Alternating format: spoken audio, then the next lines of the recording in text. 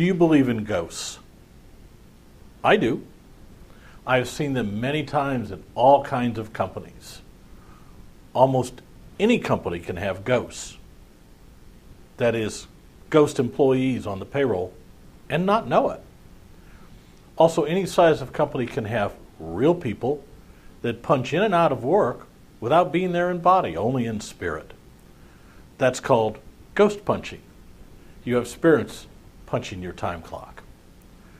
A ghost employee is one that has been put on the payroll and hours are reported for. The payroll generates a check or direct deposit and somebody actually cashes it. This can be done by a single person in the right place and as a result of inadequate internal controls. It can also be the result of collusion between multiple employees in separate departments. The collusion is harder to catch, but is seen less often. Your warehouse manager says he needs another employee in the warehouse, that business has picked up a little. He turns in completed new employee paperwork to the payroll department to set up Joe, the new employee. The warehouse manager turns in the time cards for the next week, and Joe has worked 40 hours. The payroll cuts a check for Joe. All the checks are sent to the warehouse manager for distribution. The warehouse supervisor puts Joe's check in his pocket along with his own. Later, he uses a fake ID to cash Joe's check at the local facility, puts the money in his pocket, and spends it. Joe is a ghost employee. If nobody ever goes looking for Joe, how long can the warehouse supervisor get away with having a ghost on the payroll? Sometimes for many, many years. Maybe Joe quits a week before the warehouse supervisor goes on vacation, then gets hired back a month or so after the supervisor returns from vacation. Nobody asked for Joe's hours because he quit. Joe declines all benefits and just works regular hours and a little overtime. Or if he has group insurance that is paid for, he just never files a claim. When and if he finally quits, he doesn't file for unemployment. Nobody worries about that. He must have found a better job. Oh, the HR department needs to see Joe. Calls the warehouse supervisor. Please send Joe up to HR. We need him to fill out some new forms. Sorry, the warehouse supervisor says. He's not here today. A couple of days later, the warehouse supervisor turns in a termination form on Joe. Seems he quit showing up for work. The next week, the supervisor turns in new paperwork for Jerry. And the cycle starts again. We had a hotel management company that had several hotels. Turns out the payroll person was creating people and paying them. She worked with one of the West Coast managers to do this.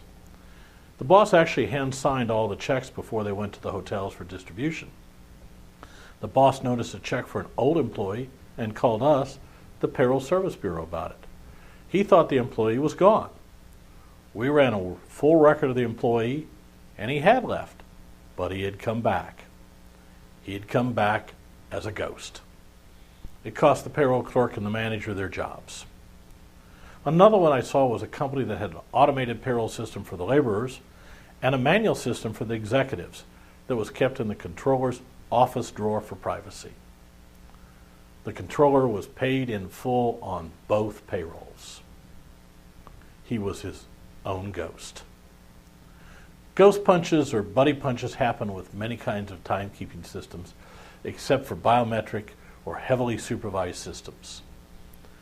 I remember a job I got just out of the Marine Corps before college when I worked in a unionized soap factory.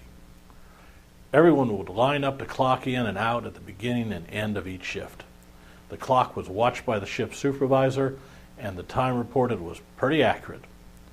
All late in or early out punches had to be signed off on right then and there by the shift supervisor. No one was able to punch a ghost punch for someone showing up late or leaving early.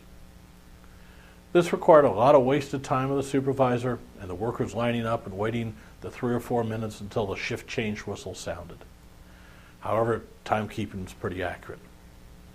A few years ago, one of our clients had their time clock in a deserted corridor near the employee's entrance, along with the time cards. I finally convinced the management to place a hidden camera to observe what happened to the time clock. A week later, the client fired several employees, disciplined others, and bought a biometric clock.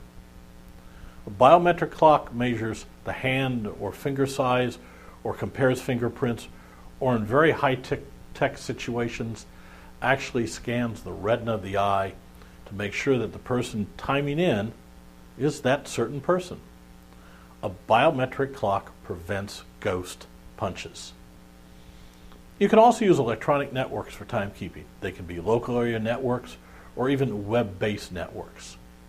The problem with all of these is they use a password or a key card as the coded access. Cards can be handed to friends, and passwords can and will be shared. Soon the password protection for your computer may well be a fingerprint reader right on the keyboard or the monitor. This will then turn every computer on the network into a biometric time clock.